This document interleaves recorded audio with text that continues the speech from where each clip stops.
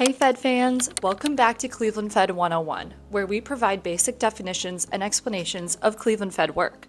Today we're talking about price level versus inflation. What's the difference? What is their relationship? And how does the Federal Reserve figure into this conversation?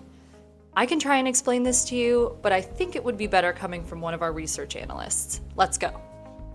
Hi, I'm here with Caroline, and we're talking about price level versus inflation. Can you tell me what the difference is between these two?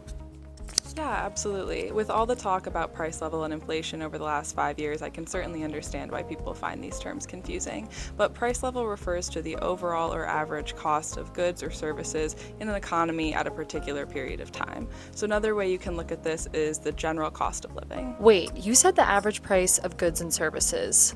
That sounds like you're talking about more than just food and gas.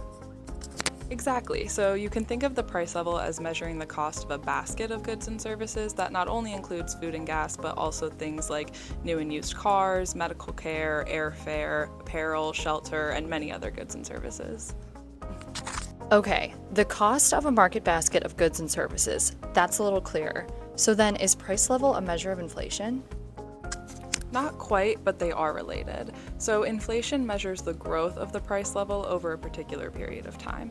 So that is how slowly or rapidly the price level is changing. So you can think of price level as a snapshot of the overall economy's general cost of living, and then the inflation as a measure between those snapshots. And then the snapshots would normally be about 12 months apart. But sometimes I hear talk about lower inflation or slowing inflation. Does that mean that prices are falling? That's a good question. I think this is where sometimes people get confused. So lower inflation or a slowdown in inflation does not mean that prices are falling. It just means that prices are not rising as quickly as they were before. So if inflation goes from 4% to 2%, prices are still rising, but at a slower pace.